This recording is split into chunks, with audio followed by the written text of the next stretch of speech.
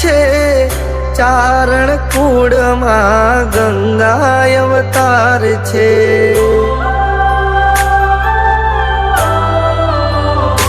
હો ખોડિયાર માત કેરા પરચાય પાર છે, ચારણ કુળમાં ગંગા અવતાર છે।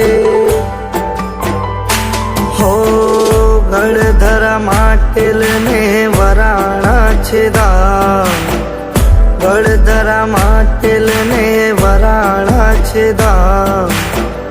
જય ખોડિયાર